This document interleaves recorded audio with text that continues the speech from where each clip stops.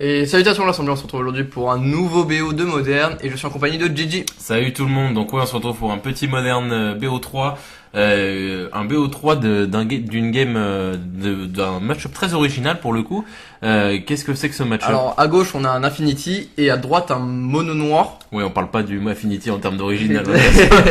On parle bien sûr d'un mono noir. Alors Ouais, mono Tom, noir. c'est toi qui avais filmé les games. Oui. Qu'est-ce que tu peux me dire sur ce mono noir du coup très rapidement? Alors il a quelques créatures qui ont la capacité de revenir en jeu. C'est un MBC ou c'est plutôt juste un mono noir, Mono good noir. stuff Plus mono noir parce que en fait je pense par rapport aux cartes bannies, Ok. il est plutôt donc mono noir et en fait donc il a de la défausse de la gestion de créatures, Ouais, c'est un de good trois stuff. de trois Liliana différentes et des créatures qui peuvent revenir ou vraiment gérer Ok, genre, ok. un Ok, truc ok, intéressant. ok. Et en face donc Affinity, deck ultra classique. Donc pour ceux qui ne connaissent pas, puisque c'est la première fois qu'il y a Affinity sur la chaîne, C'est ça. Affinity ça va être un deck qui va consister à vomir sa main tour 1 ou 2. Bon là pour le coup il me contredit un peu, mais c'est généralement comme ça.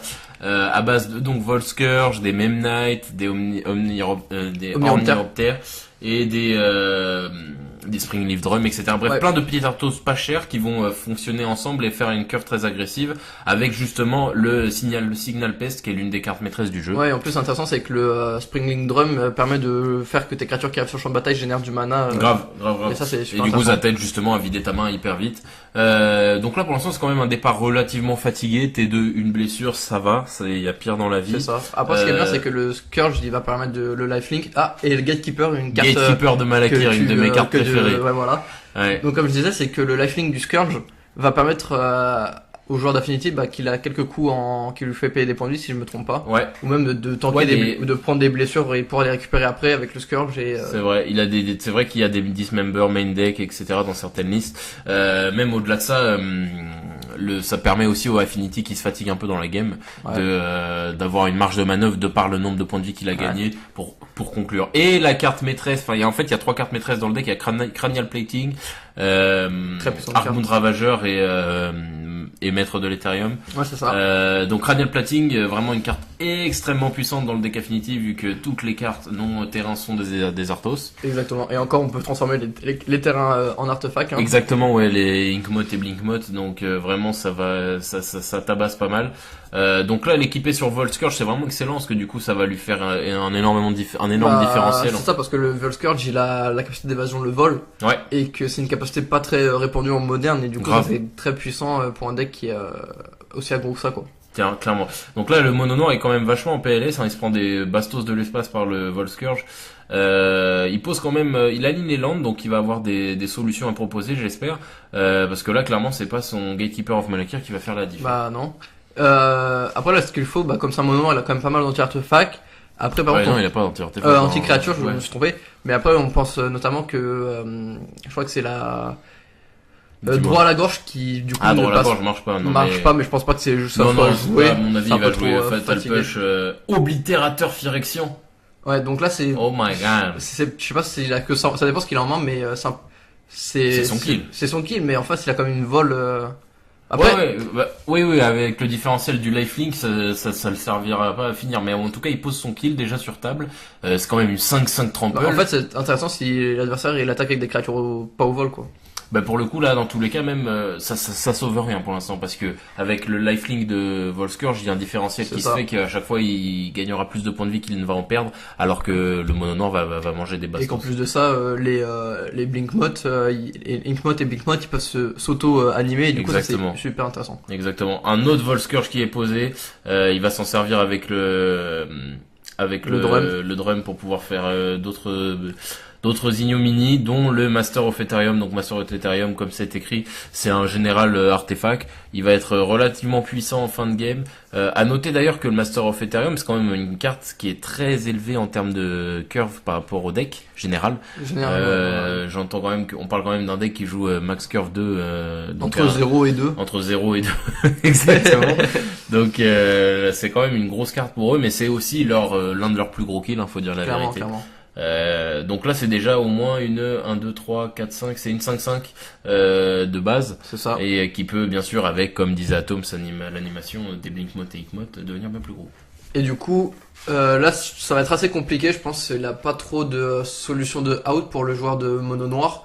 Parce que Une damnation, ça le sauve. Une damnation, ça le sauve, clairement. Après, il perd quand même son kill. Ouais, mais alors là, moi, est-ce que je me pose pas vraiment la question de mon kill ou quoi? Oui, c'est sûr. De la game, je me dis, il me reste 8 points de vie. Et je suis après, le joueur d'Affinity il a quand même pas mal de cartes en main, donc il peut. Et je sais pas ce qu'il a en main, mais. Je vois un ornithoptère, je sais pas. Bon, après, il joue peut-être un peu, ça peut-être un peu risqué, mais ça vaut le coup, peut-être qu'il peut avoir le létal sur ce tour-ci. Ah là, il va l'avoir, je pense. Parce que là, j'ai cru voir un autre Master of Ethereum en main, donc s'il le pose, je pense que c'est létal. Ouais, voilà, deuxième Master of Ethereum, là, s'il a rien en face. D'ailleurs, je le trouve relativement passif, le joueur de Mono Noir, là, il a pas proposé grand-chose. À part un Gatekeeper, là, il prend full sauce. Bah, de ce que j'ai souvenir, il avait gardé un peu une main assez risquée. Il a un peu grid de ce qu'il m'avait dit. Et c'est peut-être pour ça qu'il a du mal. Et parce que là, ouais, hormis la Vrask, ça le saute complètement, c'est sûr. En plus, parce que là, j'ai l'impression que le joueur d'Affinité retrouve complètement sur la pioche s'il y a la Vrask qui passe. Ouais, là, s'il y a une Vrask qui passe, c'est léger, mais alors là, pour le coup, là, je sais pas trop s'il va s'en sortir, sachant qu'en plus, là, c'est là où je dis que c'est enfin, il a fait une game fatiguée quand même, c'est qu'il a eu 0 discard, 0 réelle interaction à part Gatekeeper. Là, il a peut-être quelque chose à proposer. Ouais, avec autant de terrains désengagés, on espère. J'espère bien. Un Hero's Downfall, ok. Un peu quand même fatigué, un peu comme contrôle, mais au final, après, ça gère une bête. Ouais, ça gère une bête, mais après, en mono noir, il faut... Après, il a, en même temps, dans le deck, souvent les gens disent oui, il faut jouer Doomblade ou faut jouer Go for the Throat, mais le problème de ces deux cartes, c'est que ça a deux inconvénients qui sont quand même extrêmement communs dans le format. Je veux dire, quand tu joues Go for the Throat, bah là typiquement tu serais tombé contre Affinity, il te sert à rien. Exact. Si tu prends Doomblade, bah t'as tous les decks qui jouent des decks noirs, les Jund, etc. Bon après les Jund, ils ont très peu de bêtes noires, tu me diras, mais je veux dire.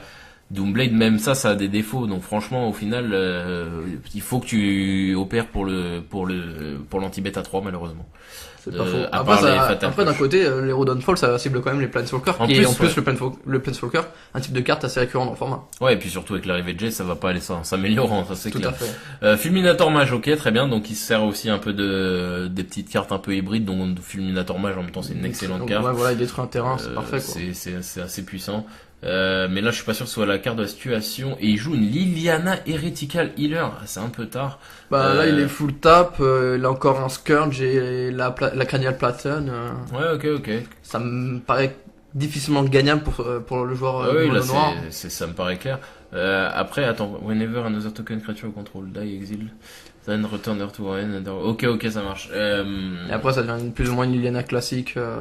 Telle qu'on la connaît avec. Telle que la qu'on a, et son ulti, normalement, ça permet d'envoyer toutes les créatures du cimetière en jeu. Ouais, mais je suis pas sûr qu'il ait le temps de l'avoir un jour, malheureusement. Voilà. En fait, je pense ce qu'il termine un peu, c'est les créatures au vol. Ouais. Parce qu'au niveau du sol, avec la 5-5, l'oblitérateur faction. C'est ce que j'allais dire, c'est Affinity, c'est bizarre de le dire, mais c'est quasiment le seul deck du format qui joue autant de créatures avec le vol, en fait. C'est ça. Quand tu regardes dans la vision d'ensemble, les vraies cartes avec le vol, c'est Spellqueller, et encore, je suis même pas sûr si Spellqueller, il a le vol. Les Lingering Souls, et quoi, les 4-4 de Guest of Warcraft. Voilà, t'as fait le tour, quoi.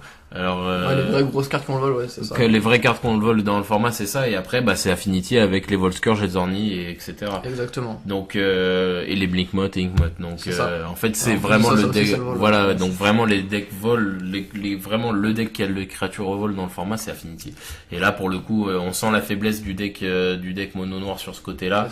Là vraiment une Vrask ça l'aurait sauvé clairement, il touchait, je sais pas, je suppute qu'il joue une damnation quand même, plus d'une j'espère pour lui, en tout cas des Vrask, quoi, des damnations ou des ou des Black Sun Zenith ou des mutilations ou des machins, voilà, mais il joue quelque chose j'imagine quand même. Et là il équipe la Cranial Plating. Là ça semble être le perte et fracas, en plus il est full tap, donc il est full tap, et même il attaque au vol juste avec la Scourge, c'est bon, c'est gagné, hein. Là, parce que là il a deux, je crois qu'il doit avoir deux. Il a du mal, j'ai l'impression que l'Affinity il a du mal à vouloir attaquer, dans le sens où il se dit attends, il concède pas. Pour un peu justifier ça, il avait dit que c'était plus ou moins la première fois qu'il testait le deck et tout, donc Affinity. Ouais. Donc je pense qu'il avait un peu après il avait un peu peur et tout, mais bon, quand t'as une créature vol qui tape plus de 5 et qui a rien, et que t'es full tap en face, t'es full tap en face, t'as aucun moyen de faire quoi que ce soit, et il concède là-dessus. Ok. Donc c'est comme ça, il avait un deuxième oblitérateur en main. Il avait un deuxième oblitérateur. Donc c'est comme ça que se finit cette première game de ce petit BO3 Affinity mono noir. Clairement. C'est sympa de voir des petits nouveaux decks comme ça. Maintenant j'espère qu'il va quand même opposer un peu de résistance, sinon ça va juste montrer que si tu joues pas un deck optimisé. Ouais, mais après Affinity il fait partie de ce genre de deck qui punit, crush, ouais, de ouf, qui punit littéralement les decks qui sortent du format, quoi. Grave, de ouf, ouais, Alors ça et Burn, c'est les types de decks vraiment Burn et Affinity, pour le coup, clairement, c'est des decks qui punissent vraiment, sachant que Burn, pour le coup, c'est presque un deck casu en termes de prix et d'accessibilité. Tu vois, quand les 3/4 des joueurs, quand ils se lancent sur... D'ailleurs, ce sera peut-être l'un de mes Factor Fiction. Mais, spoil. Mais très clairement, le deck Burn, c'est un des decks les plus accessibles, donc forcément... en fait, sa mécanique d'auto-crush, mais c'est vrai que Affinity, il punit très difficile. Enfin, en fait, c'est vraiment la définition de coup près, quoi. C'est ça. C'est lui qui a l'une des cloques les plus rapides du format, donc si t'es pas foutu de survivre à cette cloque-là, c'est l'effet coup près du moderne, quoi. Exactement. Donc ça finit pour un 1-0 pour Affinity, donc on espère que cette game vous a plu. Et puis Atom, c'est quelque chose à rajouter? Bien sûr, on va se retrouver la semaine prochaine donc pour la suite du BO. Yes. Vous pouvez lâcher un commentaire s'il y a quelque chose à dire. Oui. Mettre un pouce bleu, vous abonner à la chaîne YouTube et nous suivre sur la page Facebook. Ouais, et on se dit à la semaine prochaine, l'Assemblée. Et salut tout le monde. Salut tout le monde.